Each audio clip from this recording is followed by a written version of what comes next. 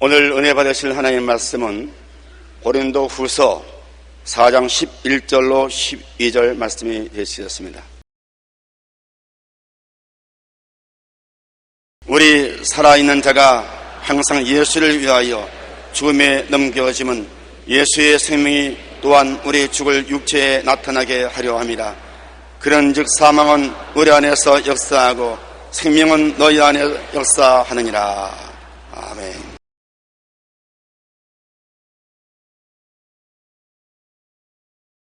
오늘 저는 여러분과 함께 사망이 낳는 생명이란 제목으로 은혜를 나누겠습니다. 목마른 자가 샘물을 판다는 속담이 있습니다. 배가 고파야 밥을 찾습니다. 추운 사람은 따뜻한 옷이나 처소를 찾습니다.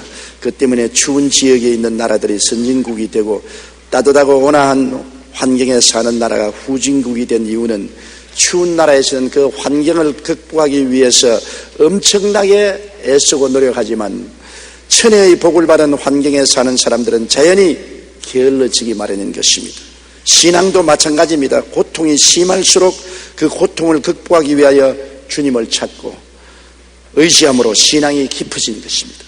평안하면 자기를 의지하고 주님을 찾는 마음이 약해집니다. 하늘나라의 법칙은 사망이 생명을 낳도록 되어 있습니다. 생명이 생명을 낳는 것이 아닙니다. 죽어야 살고 하늘의 미랄이 땅에 떨어져야 많은 열매를 맺습니다. 첫째로 우리 예수님의 십자가의 죽으심과 부활 속에 이 진리를 깨달아 알 수 있습니다. 예수님은 죽음과 처절한 싸움을 하셨습니다. 예수님은 하나님의 아들로서 죄 없이 세상에 태어나서 죄 없이 살아셨습니다. 그러나 예수님이 죽어야 하실 때는 주님은 죽음에 대해서 몸을 움츠렸었습니다. 왜냐하면 죽음을 알지 못하시는 예수님이 이 세상 모든 죄를 짊어지고 십자가에 죽는다는 것은 엄청난 고뇌인 것입니다. 그렇기 때문에 주님께서는 이 죽음에 임했을 때 그 마음에 굉장한 갈등을 느낀 것입니다. 겟세마네 동산에서 주님은 기도하실 때 죽음의 잔을 피하고 싶은 마음과 하나님의 뜻에 순종해야 할 마음의 갈림길에서 굉장한 갈등을 느끼고 애쓰고 힘써 기도할 때 이마에서 흐르는 땀이 핏방울이 됐던 것입니다. 오늘날 의사들은 말하기를 굉장히 스트레스에 걸리면 피하에 있는 모세혈관이 터져서 코피가 나듯이 땀구멍으로 피가 흐른다는 것입니다. 예수님이 엄청난 갈등의 고통 속에 있었습니다. 왜냐하면 주님은 스스로 죽기 원치 않으셨습니다. 그러나 하나님은 예수님이 인생을 위해서 제물 되기를 원하셨습니다. 그러니까 자기 뜻을 시행하려면 아버지를 거역해야 되고 아버지의 뜻을 시행하자면 죽음의 잔을 마셔야 됩니다. 그 갈등에서 주님이 기도하는 동안에 얼마나 큰 스트레스를 받으셨던지 땀방울이 피로 벼는 것입니다. 누가복음 22장 42절로 44절에 아버지여 만일 아버지의 뜻이거든 이 잔을 내게서 옮기시옵소서. 그러나 내 원대로 마옵시고 아버지의 원대로 되시기를 원하시나이다 하시니 천사가 하늘로부터 예수께 나타나 힘을 더하더라. 예수께서 힘쓰고 애써 더욱 간절히 기도하시니 땀이 땅에 떨어지는 핏방울 같이 되더라. 얼마나 애쓰고 힘을 쓰겠습니까? 주님께서 온 세상 인류들이 지은 죄악의 잔을 들여다보았을 때 몸서리치지 않습니다. 이것은 너무나 추하고 더러운 배설물보다도 더 흉악한 냄새가 나는 인간의 죄악의 잔을 주님이 다 짊어지시고 다 들이키시고 당신의 책임을 져야 될 것이니까 이러한 죽음은 몸서리 나는 죽음인 것입니다. 아버지 할 수만 있으면 이 잔을 옮겨주시옵소서. 그러나 내 뜻대로 마옵시고 아버지 뜻대로 하시옵소서. 그 어마어마한 갈등 속에서 주님의 땀방울은 피로 변했던 것입니다. 예수님께서 그 잔을 만일 마시지 않고 피했다고 생각해 보십시오. 우리의 운명은 어떻게 되었습니까? 우리는 다 멸망받고 말았을 것입니다. 여러분, 우리 한 사람 한 사람 생각해 보세요. 우리는 죄 덩어리입니다. 부조천래로 유전죄만 있는 것이 아니라 살아오면 살아올수록 우리의 개인의 죄는 너무나 많습니다. 우리는 죄 덩어리인 우리가 어떻게 하나님 앞에 설 수 있습니까? 아담과 하와가 벌거벗은 것처럼 우리는 도덕적으로 윤리적으로 벌거벗은 죄인들인 것입니다. 하나님 앞에 설 수 없죠. 예수님이 만일 우리의 죄악의 잔을 피하셨더라면 우리들은 오늘날 영원히 멸망받을 수밖에 없을 것입니다. 예수님은 그 갈등 속에서 고통을 하셨습니다. 주님이 십자가에 못 박였을 때도 그 갈등은 계속했습니다. 원수들이 예수님을 바라보고 온갖 흉을 다 보았었습니다.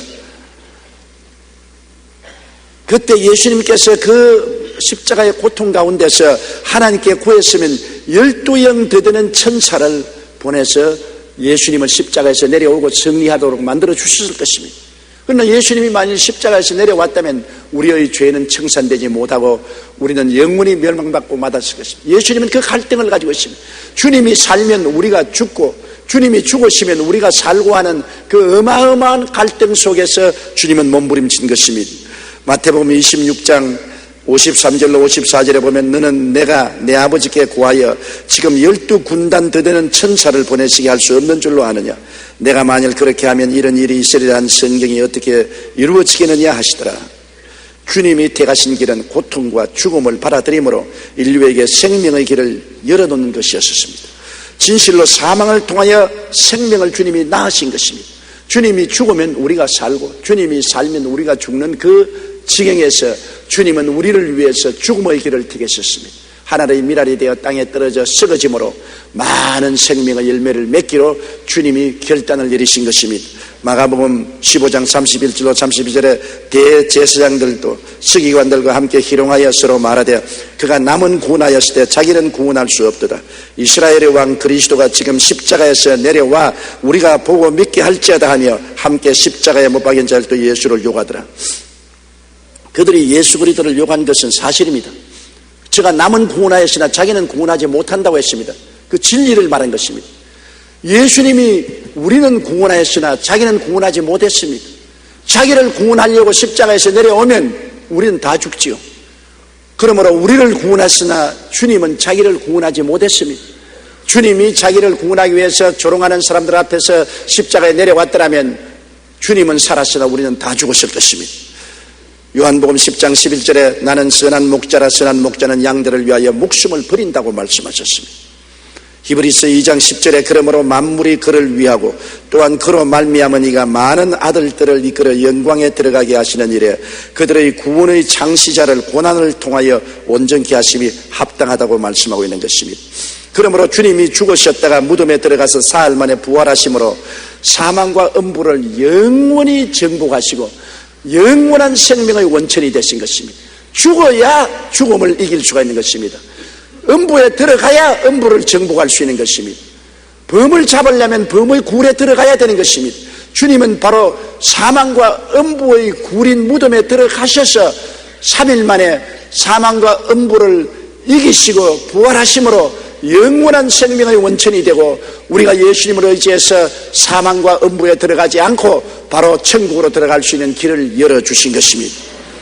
하늘의 미라이 땅에 떨어져 죽지 아니하면 하늘 그대로 있고 죽으면 많은 열매를 맺는다고 하신 그 말씀대로 주님은 이제 그를 통해서 수많은 열매를 맺게 된 것입니다. 그러므로 여러분 이 자리에서 우리가 분명히 봐야 할 것은 죽어야 삽니다. 살면 죽습니다. 예수 그리스도께서 죽으심으로 죽음을 정복하시고 우리에게 생명을 주신 것입니다. 그러면 둘째로 오늘 생각하시는 것은 왜 성경의 사도 바울 선생이 그렇게 위대한 하나님의 사도냐는 것입니다. 12사도 중에 들지도 아니한 사도 바울 선생이 어떻게 하나님의 나라를 대변하는 가장 위대한 사도가 되었으며 신약 성경의 3분의 2를 다 그가 친히 기록한 사람이 된 것입니다. 그것은 여러분 사도 바울 선생의 생애를 보십시오. 그는 생명을 낳기 위하여 고난과 죽음을 걸머진 사람인 것입니다. 바울 선생은 교육을 많이 받았습니다. 헬라 철학에 능통하고 그리고 히브리의 율법에도 능통한 바리새 교인이었습니다. 좋은 가문에 태어나고 지위도 좋고 능력도 있고 교육도 많이 받고 권세도 있는 사람이었습니다. 이러한 사람을 하나님이 부르시고 난 다음에 엄청난 고통의 멍에를 메어 놓았었습니다. 그래서 사도 바울 선생은 시각각으로 육신의 죽음의 고통에 노출되어 있었습니다. 그를 통해서 생명의 역사를 하나님이 산출한 것입니다. 고린도후서 2장 12장 7절에 여러 계시를 받은 것이 지극히 크므로 너무 자만하지 않게 하시려고 내 육체에 가시고 사탄의 사자를 주셨으니 이는 나를 쳐서 너무 자만하지 않게 하려 하십니다. 바울 선생은 그 일생 동안 하나님이 사탄의 사자를 보내가지고 계속해서 쳤습니다. 육신의 가시라고 했습니다. 여러분 손톱 밑에 가시가 하나 들어도 내일 아픈데 육신의 가시가 박혔으니 이래도 아프고 저래도 아프고 밤낮으로 쑤시고 고통을 당해서 바울 선생은 그 고통 가운데 끊임없이 깨어지고 회개하고 주님을 의지할 수밖에 없게 한 것입니다. 우리 교세 통계에 따르면 우리나라가 1996년 국민소득 1만 불이 넘었으면서 교회 출석률이 40%로 떨어졌습니다. 반수 이상 주일날 들로 산으로 사업장으로 간 것입니다. 기도원도 마찬가지입니다. 해마다 인원이 30%씩 급강하해서 문 닫는 기도원이 오늘날 속출하고 있습니다. 그런데도 놀랍게도 우리나라 교인 출석률이 가장 좋았던 때는 6.25 무렵이었습니다. 그때는 교회 출석률이 95%까지 올라갔습니다. 고난이 닥치자 그 영혼의 구원의 불길이 타올랐던 것입니다. 그러나 잘 먹고 잘 입고 평안하게 되니 성도들이 교회에 출석하지 않고 게을러지고 나태하고 자기의 육신의 정욕을 따라 행하기 시작한 것입니다.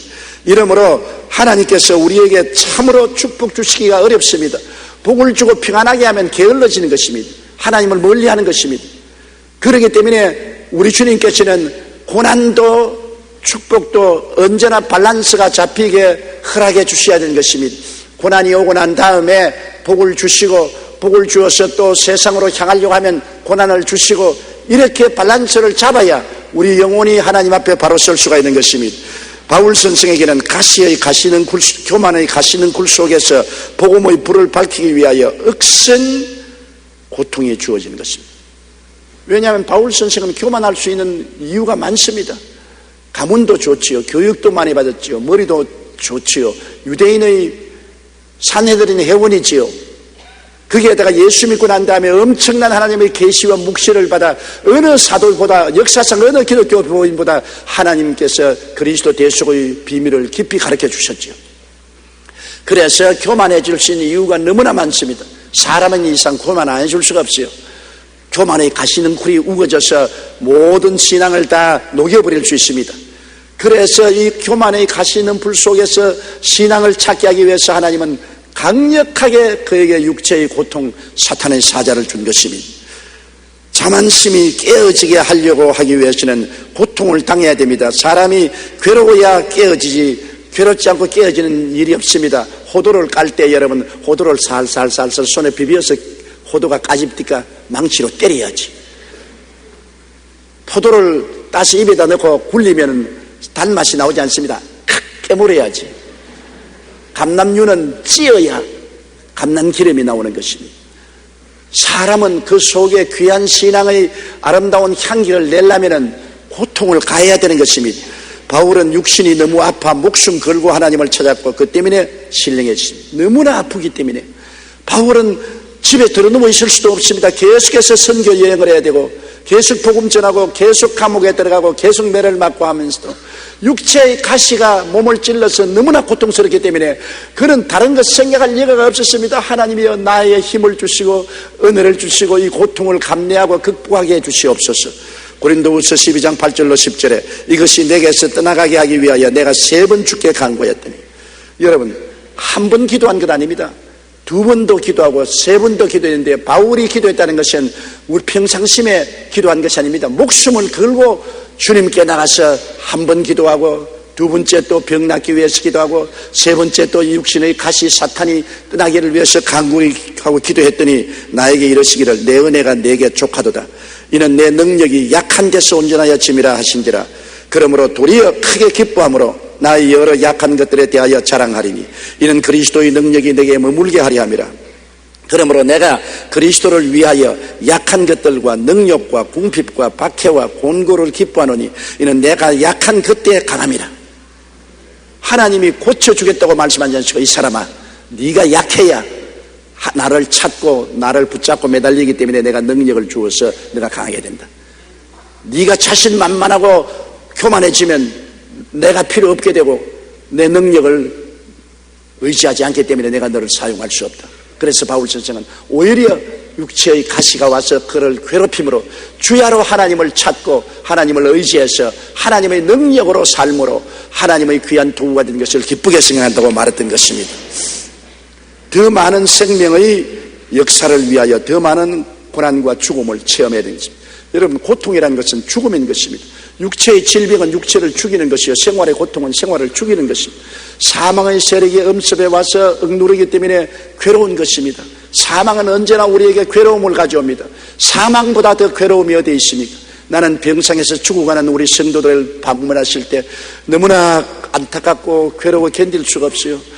마지막 숨을 거둘 때 몸부림치고 퇴질을 하고 괴로워하는 것을 볼 때 사망이 이렇게 고통스러울 수가 있느냐, 이렇게 고통스러울 바에 안 태어난 것이 좋지 않았겠는가. 너무나 안타까워 눈물을 흘린 적이 한두 번이 아닙니다. 사망이란 좋은 것이 아닙니다. 여러분, 여러 가지 형태로 사망은 우리에게 다가옵니다. 개인, 가정, 생활, 자녀, 사업 여러 가지 못해서 고통을 가져오는 것이 사망인 것입니다. 그런데 이 사망이 다가오게 되면은 사람들은 다 주님을 찾게 되는 것입니다. 배부르고 평안하고 안일하고 희희낙낙할 때는 주님을 찾지 않습니다. 그저 신앙생활을 자기의 생활의 액세서리로 생각하는 것입니다. 그러나 사망의 세력이 다가오면 신앙이 자기의 생활의 본업이 되는 것입니다. 마음을 다하고 뜻을 다하고 정성을 다하고 목숨을 다하여 주님께 부르짖고 요의자리 싸고 기도원에 들어가서 몸부림치고 부르짖게 되는 것입니다. 왜? 고통스러우니까 하나님의 도움을 구하는 것입니다. 평안하면 신앙이 점점 액세서리가 되어서 그저 하나의 생활의 치레로 갖는 위험을 갖게 되는 것입니다. 고린도후서 4장 10절로 12절에 우리가 항상 예수의 죽음을 몸에 짊어지면 예수의 생명이 또한 우리 몸에 나타나게 하려 함이라. 우리 살아있는 자가 항상 예수를 위하여 죽음에 넘겨지면 예수의 생명이 또한 우리 죽을 육체에 나타나게 하려 함이라. 그런즉 사망은 우리 안에서 역사하고 생명은 너희 안에서 역사하느니라. 이거 보십시오. 죽음이 우리에게 다가오면 생명이 넘쳐나는 것이다. 내가 큰 죽음의 고통을 당해서 주님의 큰 은혜를 받으면 거기에서 생명이 넘쳐나서 많은 사람에게 유익을 줄 수 있다는 것입니다. 이렇기 때문에 여러분, 고통을 많이 겪은 주의 종이 목사가 되면은 성도들에게 큰 은혜가 다가오는 것입니다. 목사가 고통을 통해서 죽음의 체험을 했기 때문에 죽음을 통해서 생명이 넘쳐나는 것입니다. 많은 시련과 환난을 겪은 장로님이나 권사님, 안수집사님들이 간증할 때 들어보십시오. 간증할 때 굉장한 큰 은혜가 임하는 것입니다. 이번 양영자 선수 88 올림픽 때 탁구 금메달을 탄 양영자 선수가 토요일날 우리 국민 비전 기도회에 와서 간증하는데 제가 굉장히 감동을 입었습니다. 그는 88 올림픽에 금메달을 딴 사람이지만은 육신이 너무 약해서 하나님께 매어 달리고 주야로 부르짖고 주님 없이는 살 수가 없었다는 것입니다. 간이 나빠서 올림픽에 나가기 전에 한 달 동안 병원에 입원해 있으면서 연습도 못하고 간염으로 고생했고, 올림픽에 나갈 때도 내가 탁구를 치는지 하나님이 치는지 모를 만큼 주님께 의지했다는 것입니다. 그래서 금메달을 딴. 그 이후로 그는 은퇴하고 난 다음 오늘날 몽고에 가서 선교사로 일하고 있는 것입니다. 고통이 없었으면 그는 결코 하나님을 찾지 않을 것이요 올림픽의 영광을 가지고서 좋은 호지로 일했을 것인데 고통 때문에 하나님을 찾다가 거듭나게 되고 하나님의 부르심을 받게 되고 오늘 몽골에 가서 복음을 전가하는 하나님의 사자가 되었다는 간증을 들었었습니다. 사망은 그의 몸에서 역사하나 생명의 역사는 오늘 몽골에서 나타나게 되는 것입니다. 고린도후서 11장 23절로 27절에 그들이 그리스도의 일꾼이냐 정신없는 말을 하거니와 나는 더욱 그러하도다. 내가 수고를 넘치도록 하고 옥에 갇히기도 더 많이 하고 매도 수없이 맞고 여러 번 죽을 뻔하였으니 유대인들에게 40에 하나 강한 매를 5번 맞았으며 3번 태장으로 맞고 1번 돌로 맞고 3번 파선하고 일주일을 깊은 바다에서 지냈으며 여러 번 여행해서 강의 위험과 강도의 위험과 동족의 위험과 이방인의 위험과 시내의 위험과 광야의 위험과 바다의 위험과 거짓 형제중의 위험을 당하고 또 수고하며 애쓰고 여러 번 자지 못하고 줄이며 목마르고 여러 번 굶고 춥고 헐벗었노라. 그러니 이러한 환경 가운데서 바울 선생이 견딜 수가 없으니까 얼마나 주님께 매달렸겠습니까? 자나 깨나 주의 이름을 부르고 주님께 의지했고 그 사망의 세력이 그를 억압함으로 말미암아 교만해질 수 있는 가시 있는 굴 속에서도 주님을 찾음으로 성령의 불이 타기 시작한 것입니다. 생명의 역사가 넘쳐난 것입니다. 고린도후서 1장 8절로 10절에 형제들아 우리가 아시아에서 당한 환난을 너희 모르기를 원치 않으니 힘에 겹도록 심한 고난을 당하여 살 소망까지 끊어지고 우리는 우리 자신이 사형선고를 받은 줄 알았으니 이는 우리로 자기를 의지하지 말고 오직 죽은 자를 다시 살리시는 하나님만 의지하게 하심이라. 그가 이같이 큰 사망에서 우리를 건지셨고 또 건지실 것이며 이후에도 건지시기를 그에게 바라노라. 바울 선생의 사역을 통해서 온 유럽이 복음화되고 소아시아가 복음화되는 것입니다. 큰 권세와 능력을 나타내기 위해서 큰 하나님의 생명의 물줄기가 흘러나기 위해서는 바울 선생은 큰 죽음을 당해야 되는 것입니다.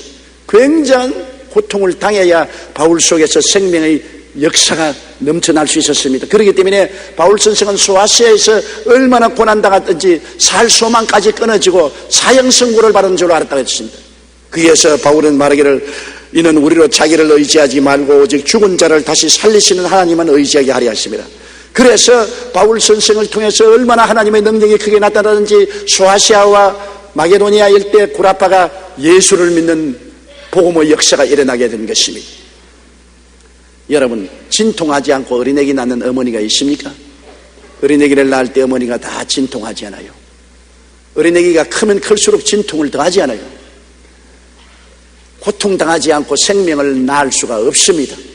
그거는 하나님의 법칙인 것입니다. 새로운 한 생명을 낳는데도 어머니가 고통을 당해야 새 생명이 응아하고 태어나는 것처럼 생명의 역사를 나타내기 위해서 생명을 전달하는 사람이 큰 고난을 통해서 교만이 깨어지고 탐욕과 욕심이 깨어지고 하나님께 의지하게 되고 하나님께 열린 그릇이 되어야 생명의 역사가 일어나기 시작하는 것입니다. 그러므로 여러분이 여러 가지 시험과 환난을 당하는 것 이상하게 생각하지 마십시오. 하나님이 사용하려고 작정하지 않은 사람은 그대로 내버려 줍니다. 신령하게 사용하려고 하면은 하나님은 여러분에게 시련과 고통이 와서 깨어지게 만들어 주시는 것입니다. 반드시 그렇습니다. 여러분, 포도는 씹어야 단맛이 나고 감람은 찧어야 아름다운 기름이 나오는 것처럼 우리가 고통당하지 않고는 우리 속에 그리스도의 향기가 넘쳐날 수가 없기 때문에 어찌할 도리가 없는 것입니다. 예수님이 죽지 않고 우리를 구원할 수 있었으면 얼마나 좋겠습니까?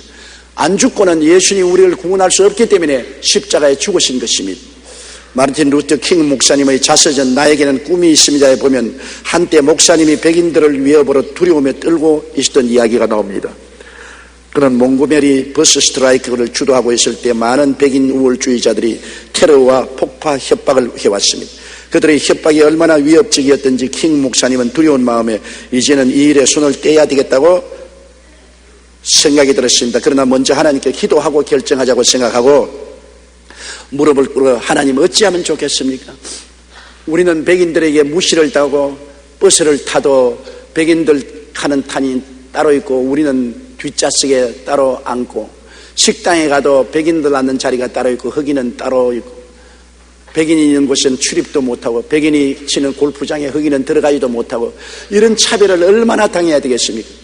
하나님 아버지여, 이 차별을 철폐하기 위해서 내가 일어났는데 이런 협박과 공갈을 받아 견딜 수가 없어서 포기하고자 하노니 어떻게 할까요?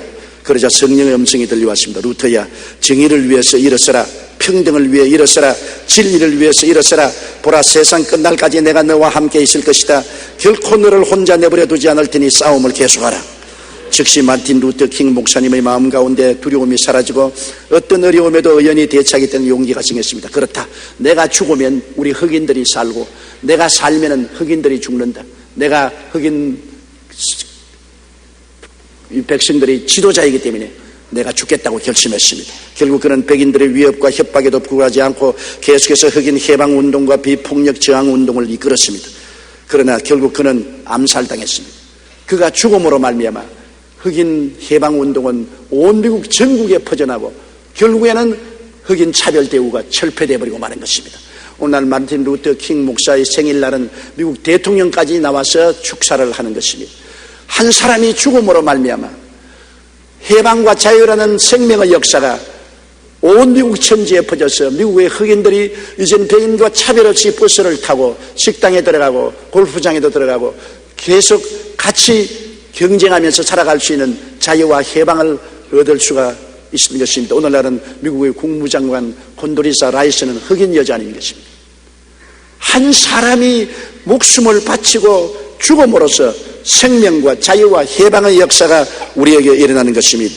우리 주 예수께서 십자가에 못 박여 몸치고 피 흘려 죽으심으로 우리에게 용서를 주시고 거룩함을 주시고 치료를 주시고 축복을 주시고 영생 복락을 주신 것입니다.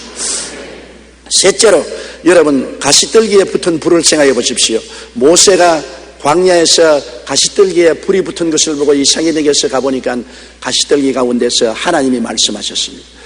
광야에 있는 가시떨기는 아무 쓸데없습니다.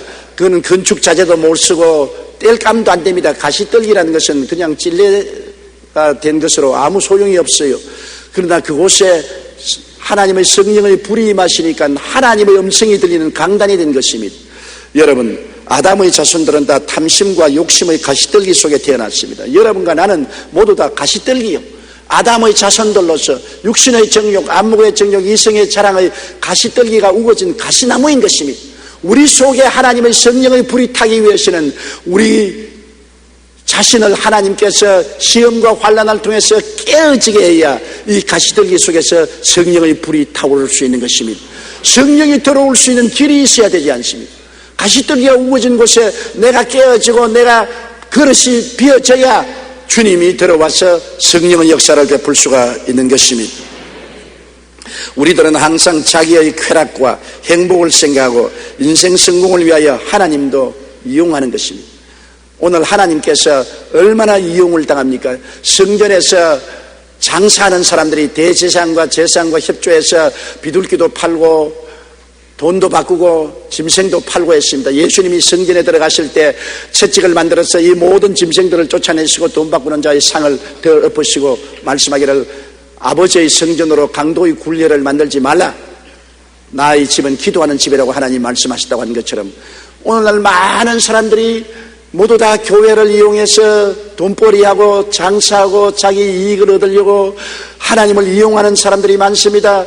예술도 문학도 그리고 또 종교 행사도 이벤트 행사도 진실로 하나님의 영광을 위해서 하는 사람들이 별로 많지 않고 가시능쿨이 우거진 것입니다.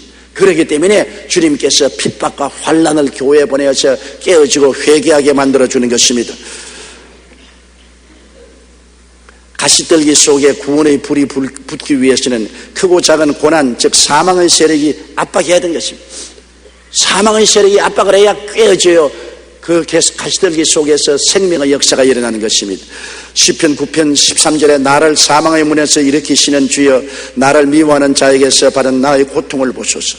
사망의 문에서 하나님이 일으켜 주시는 것입니다. 시편 13편 3절에 야훼 내 하나님이여, 나를 생각하사 응답하시고 나의 눈을 밝히소서. 두렵건대 내가 사망의 잠을 잘까 하오며, 그렇게 말했으며 이사야 38장 17절에 보옵소서. 내게 큰 고통을 더하신 것은 내게 평안을 주려 하심이라. 주께서 내 영혼을 사랑하사 멸망의 구덩이에서 건지셨고 내 모든 죄를 주의 등 뒤에 던지셨나이다.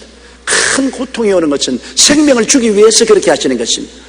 세상으로 자꾸 나가니까 육신의 정욕, 안목의 정욕, 이 세상 자랑을 따라서 자꾸 세상의 쾌락과 세상의 부귀영화 공명을 쫓아 나가니까 그 길을 돌이키려면 하나님이 때리는 돌이밖에 없어요.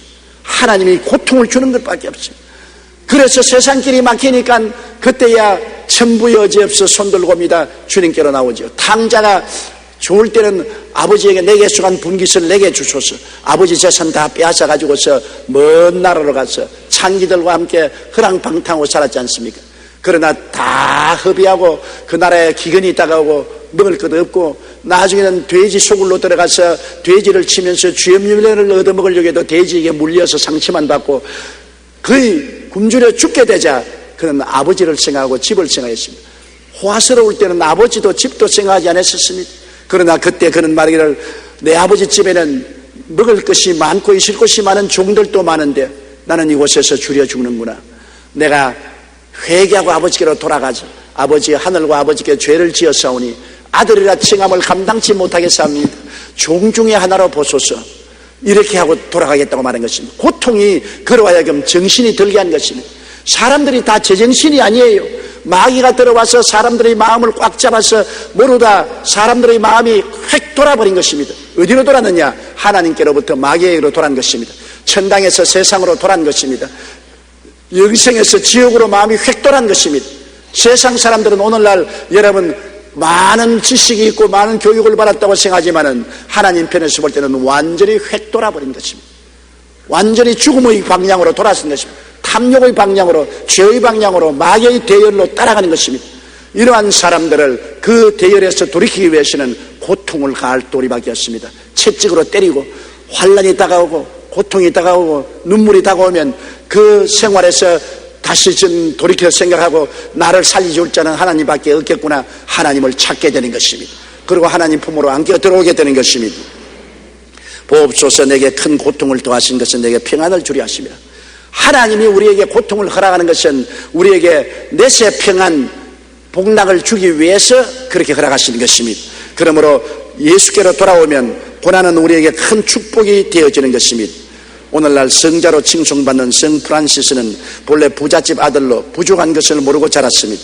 청년 시절에는 또래의 젊은이들처럼 방탕한 생활을 했습니다. 그러다가 큰 병에 들려 엄청난 고통을 당할 때 깨어지고 회개하고 생명의 주 되신 예수님을 의지하고 병고침을 받고 그는 그 이후로 모든 것을 버리고 성자가 된 것입니다. 유명한 문학가 존 밀턴은 실명한 후에 신라곤이라는 위대한 작품을 썼습니다. 미국 흑인 노예 해방에 큰 영향을 미쳤던 앙클 톰 스케빈을 적은 스토우 부인은 고난을 통해 쓰여졌습니다. 노예 해방 운동, 아브라함 링컨이 노예 해방을 하겠다는 깊은 감동을 느낀 것은 이 스토우 부인이 적은 소설인 앙클 톰 스케빈이라는 책을 읽고 그렇게 했는 것입니다. 그녀는 결혼해서 단란한 가정을 이루고 살다가 딸 하나를 낳았는데 금지 옥엽 귀한 딸이 갑자기 병에 걸려 세상을 떠나고 말았습니다. 스토우 부인은 딸을 잃은 슬픔에 빠져 절망의 나날을 보냈습니다. 그러다가 문득 생각했습니다. 나는 딸 하나 잃고 이렇게 슬퍼하는데 흑인들은 매일같이 노예 시장에 와서 남편은 남편대로 아내는 아내대로 자식은 자식대로 뿔뿔이 찢어져서 팔려가니 그들의 눈물과 고통이 얼마나 심한가. 그래서 딸을 잃고 난 다음 흑인들이 당하는 그 고통을 가슴속까지 뼈저리게 느낀 스토우 부인은 앙클 톰 스케빈이라는 책을 적은 것입니다. 이 책을 읽은 많은 백인들이 흑인의 사정을 알게 되고 노예 해방 운동에 가입하게 되고 심지어는 아브라함 링컨 대통령까지 이를 통해서 자기 정책에 반영하게 된 것입니다. 앙클 톰 스케빈은 이 책의 출간으로 많은 백인들이 흑인의 처지를 공감하고 노예 해방 운동을 일으켰던 것입니다. 우리가 약할 때 우리를 통해 그리스도의 능력이 나타납니다. 고통을 통해 생명을 낳는 역사가 우리의 삶 속에 일어나게 되는 것입니다. 세속의 육신의 사망에 다가와 우리를 깨어지게 하고 주님을 찾게 하면 성령의 불꽃이 타기 시작하는 것입니다. 가시떨기 같은 인생, 나는 뭐냐, 광야의 가시떨기다. 내가 무슨 이름이 있냐, 명예가 있냐, 지위가 있냐, 나는 아무것도 아닌 가시떨기 같은 인생이다. 그래도 깨어져서 주님께로 향하면 성령의 불이 타기 시작하는 것입니다. 주님을 향하지 않고 세상으로 향한 가시떨기는 지옥불에 타는 것입니다. 그러나 가시떨기 같은 인생이라도 깨어져서 회개하고 주님께로 향하면 성령의 불이 임하여서 활활 타기 시작하는 것입니다.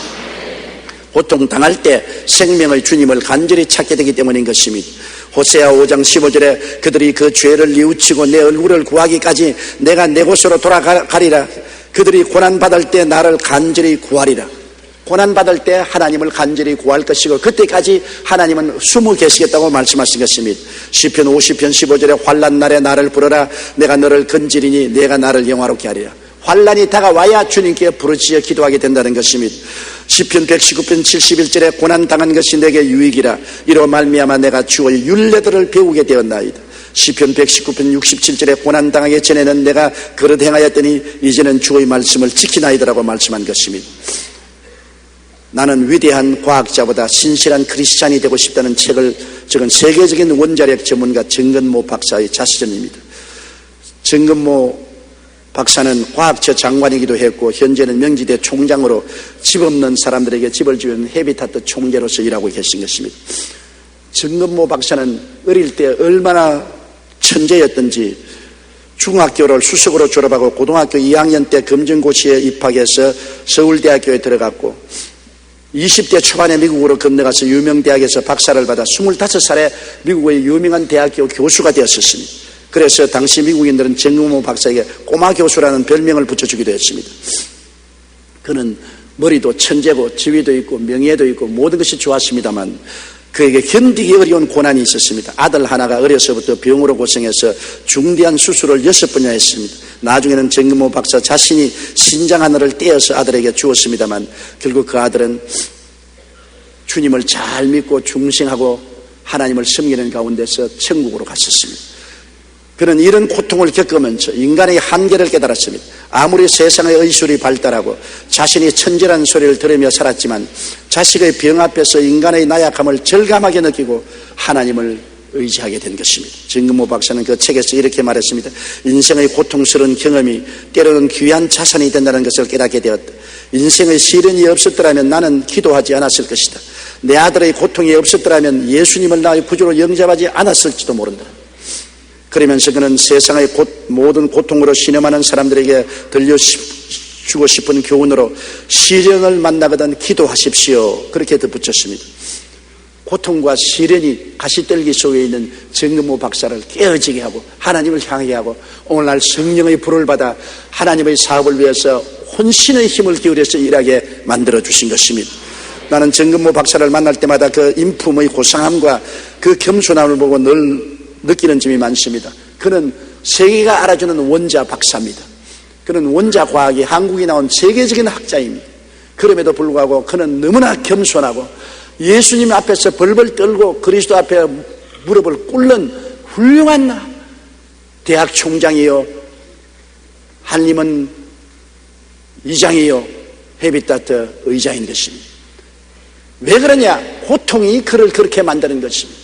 그렇지 않으면 사도 바울 선생같이 교만하고 오만해졌을 수도 있는데도 고통이 다가와서 그 가시는 굴 속에서도 성령의 불이 타도록 깨어진 것입니다. 페스탈로치는 말하기를 고난은 풍족을 가져온 것보다 더 많은 가치를 가져온다. 만일 행복했더라면 나는 결코 성숙되지 않았을 것을 고난이 가져다 주었다고 말했습니다. 독일의 격언에 고난은 기도의 선생이라고 말했습니다. 스위스의 법학자요 철학자인 힐티는 대개 행복한 때보다도 고난의 때에 하나님은 더 가까이 계시는 것이다. 그러고 볼 때 행복한 때보다 고난한 때에 신앙에는 더 좋은 때라고 말했던 것입니다. 탐욕의 가시는 굴 속에 사는 우리가 순수한 신앙의 불길을 가슴에 품기 위해서는 강력한 육신의 고통이 다가와야만 하는 것입니다. 그로 말미암아 비록 탐욕과 욕심의 가시는 굴 속에서도 회개와 반성과 기도와 주님을 의지하는 믿음이 생겨나게 되는 것입니다. 사망과 고통의 위협이 가해질수록 그것을 극복하기 위하여 생명의 주님을 간절히 찾게 되고 그 생명의 은혜로 자기도 살고 남도 살리게 되는 것입니다. 우리는 고통을 한 번도 당하지 않았다고 자랑하지 마십시오. 나는 아무 고통도 없이 일생을 평안하게 살았다. 그렇게 자랑하는 사람은 다른 면에서 보면 하나님은 나에게 무관심하셨다. 하나님은 나를 버리셨다. 내 영혼에 생명을 주고 영혼을 신앙 있는 깊이 있는 사람으로 만들려고 생각하지 않았다. 하나님은 나를 사용해서 생명의 역사를 다른 사람에게 전달하려고 작정하지 않았기 때문에 나를 내가 던져버리고 평안하게 하셨다. 그렇게 말하는 건 한 가지인 것입니다. 나는 일생에 많은 시련을 당하고 환난을 당하고 고통을 당했다. 축복도 엄청나게 많이 받았지만 고통도 엄청나게 많이 받았다. 그것은 하나님은 나를 관심을 가지고 복을 주시고 난 다음에 가시는 굴에 사라지지 않기 위해서 깨뜨리기 위해서 깨어서 회개하고 성령 충만하기 위해서 고통을 주시고 또 고통 주시고 난 다음에 또 하나님께서 그를 돌이켜서 형통하게 하시고 형통하게 하고 난 다음에 또 고통을 주셔서 깨우치게 하시고 이 생활을 통해서 신령한 사람이 되고 많은 사람에게 하나님의 은혜를 나눌 수 있는 사람이 되게 하신 것입니다. 고난받지 않은 것 자랑하지 마십시오. 고난은 여러분을 하나님 앞에 깊이 있는 사람이 되게 하고 생명을 낳는 사람이 되게 합니다. 그리고 그 후에 형통의 축복을 주시는 것입니다. 성경을 통해서 보십시오. 고난 이후에 형통이 안 다가온 사람이 없고 형통을 하고 난 다음 고난 안 당한 사람이 없고 하나님의 사람은 언제나 형통과 고난을 동시에 당하는 것입니다. 햇빛만 좋다고 생각하지 마십시오. 햇빛이 쨍쨍 나서 늘 비추면 어떠한 국토도 사막이 되어버리고 맙니다. 햇빛만 비추지 말고 비도 와야 되는 것입니다. 그래야 사막이 되지 않은 것입니다. 여러분 인생이 사막이 되지 않기 위해서는 평안하기만 하면 안 됩니다. 비도 와야 됩니다. 바람도 불어야 됩니다. 고통도 당해야 푸르청청하고 열매 맺는 여러분이 될 수가 있는 것입니다.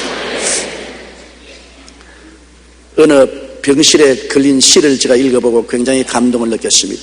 그 시는 이렇게 되어 있습니다. 주님, 때때로 병들게 하심을 감사합니다. 인간의 약함을 깨닫게 해주시기 때문입니다.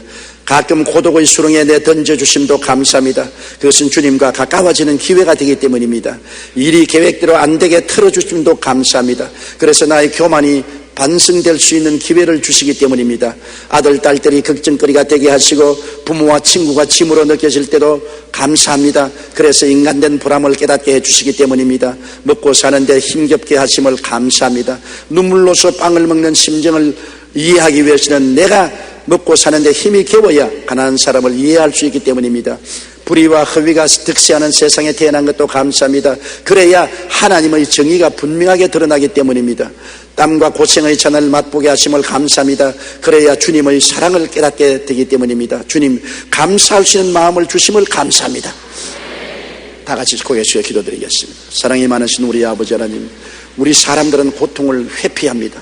우리는 다 평안하고 형통하기만 원합니다.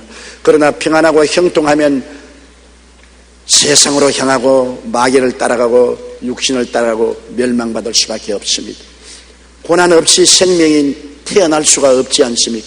예수님이 십자가에서 몸짓고 피 흘려 고난당하심으로 사망과 음부를 이기시고 우리에게 영원한 부활의 생명을 주신 것처럼 우리도 그리스도 안에 있으면 항상 세상의 가시는 쿨이 우리를 세상으로 끌고 가려고 할 때마다 고난이 다가와서 우리 정신을 차리고 잠에서 깨어나고 회개하고 기도하고 하나님 성령의 불을 받게 만들어 주심을 감사합니다. 내 아버지 하나님이시여, 고난이 크면 하나님의 생명의 역사도 큽니다. 사망은 우리 안에서 역사하고 생명은 밖에 전도받는 사람들에게 넘쳐남을 감사합니다. 고난받은 사람의 간증이 효과가 있고 고난받은 주의 종의 설교가 능력이 있고 고난받은 교회 선도들의 전도가 생명으로 넘치는 것이 바로 그것입니다. 하나님의 미랄이 땅에 떨어져 죽지 아니하면 그대로 있거니와 죽으면 많은 열매를 맺사오니 아버지여, 우리가 사망의 고통을 당하는 것 두려워하지 말게 도와주시옵소서.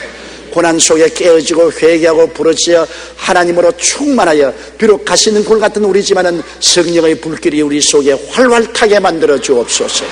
예수님 이름으로 기도드리옵나이다. 아멘.